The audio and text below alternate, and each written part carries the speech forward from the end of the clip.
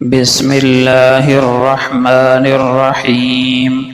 حضرت عثمان ابن عفان رضی اللہ عنہ سے روایت ہے کہ میں نے رسول اللہ صلی اللہ علیہ وسلم سے سنا، آپ فرما رہے تھے جس نے عشاء کی نماز جماعت کے ساتھ پڑھی تو گویا اس نے آدھی رات قیام کیا، اور جس نے صبح کی نماز جماعت کے ساتھ پڑھی گویا اس نے پوری رات قیام کیا۔ حضرت ابی بن کعب رضی اللہ عنہ سے روایت ہے کہ ایک آدمی کا گھر مسجد سے اتنا دور تھا کہ اس سے زیادہ دور کسی کا نہ تھا، اور اس کی کوئی نماز باجماعت فوت نہ ہوتی تھی۔ اس سے لوگوں نے یا میں نے کہا کہ ایک گدھا خرید لو، اس پر سوار ہو کر رات کی تاریکی اور دن کی تپش میں آیا جایا کرو۔ اس نے کہا یہ مجھے پسند نہیں کہ مسجد کے پہلو میں میرا گھر ہو، میں تو یہ چاہتا ہوں کہ میرے نشان قدم گھر سے مسجد تک اور مسجد سے گھر تک لکھے جائیں۔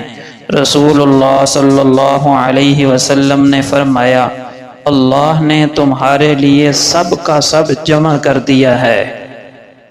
سیدنا جابر رضی اللہ عنہ بیان کرتے ہیں کہ رسول اللہ صلی اللہ علیہ وسلم نے فرمایا، رات میں ایک گھڑی ایسی ہے کہ جب وہ کسی مسلمان کو مل جاتی ہے وہ اس میں دنیا و آخرت کی بھلائی کی دعا مانگتا ہے تو اللہ تعالیٰ اسے وہ بھلائی ضرور عطا فرما دیتا ہے۔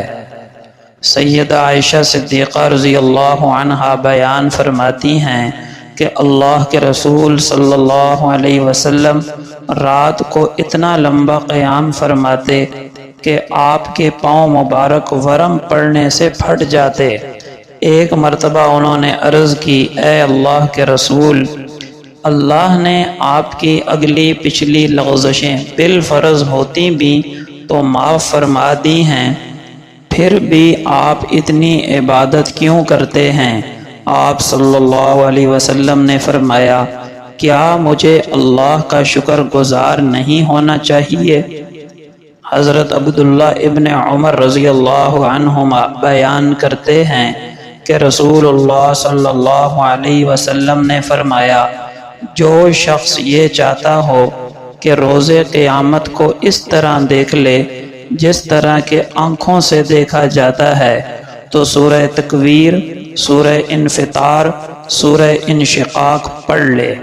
فائدہ، ان سورتوں کو پڑھنے سے دنیا کے فانی ہونے کا پورا نقشہ آنکھوں کے سامنے آ جاتا ہے۔ قیامت کے ہولناک مناظر کا ایسا نقشہ کھینچا جاتا ہے کہ ان سے بدن پر لرزہ طاری ہو جاتا ہے، اور اللہ کی عظمت و کبریائی کا نقش دل و دماغ پر قائم ہو جاتا ہے۔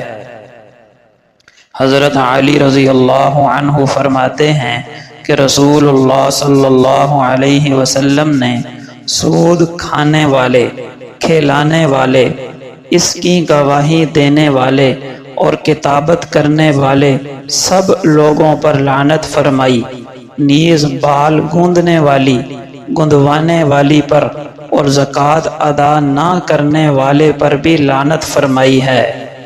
حضرت انس ابن مالک رضی اللہ عنہ فرماتے ہیں کہ رسول اللہ صلی اللہ علیہ وسلم نے فرمایا، زکوٰۃ نہ دینے والا قیامت کے دن آگ میں ہوگا۔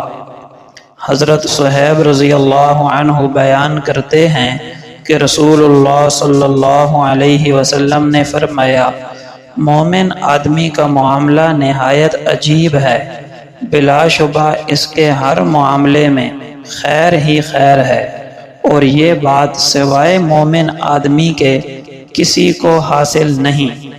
اگر اس کو خوشی حاصل ہوتی ہے تو وہ اللہ کا شکر ادا کرتا ہے تو بھی اسے اجر و ثواب ملتا ہے، اور اگر اس کو کوئی نقصان، کوئی دکھ تکلیف پہنچتی ہے تو وہ اس پر صبر کرتا ہے، تب بھی اس کو اجر و ثواب ملتا ہے۔ حضرت انس رضی اللہ عنہ بیان کرتے ہیں کہ ایک بدوی حضرت صلی اللہ علیہ وسلم کی خدمت میں حاضر ہوا اور عرض کیا، اے اللہ کے رسول، قیامت قائم کب ہوگی؟ آپ نے فرمایا، افسوس تجھ پر، تو نے اس کی آمد کے لیے کیا تیاری کر رکھی ہے؟ عرض کیا، میں نے اس کے لیے کوئی خاص تیاری تو نہیں کی سوائے اس کے کہ اللہ اور اس کے رسول سے محبت کرتا ہوں۔ فرمایا، بلا شبہ تو اپنے محبوب کے ساتھ ہوگا۔ فائدہ: ساری فکر اس بات کی ہونی چاہیے کہ آخرت کے لیے کیا تیاری کی ہے، اور جب اللہ کے حضور پیشی ہوگی تو وہاں تمام دنیا کے سامنے کس طرح رسوائی کا سامنا ہوگا۔ اللہ اور اس کے رسول کی محبت سے مراد صرف محبت کا زبانی دعویٰ نہیں بلکہ سچی محبت کا لازمی تقاضا ہے، اللہ اور اس کے رسول کی فرما برداری۔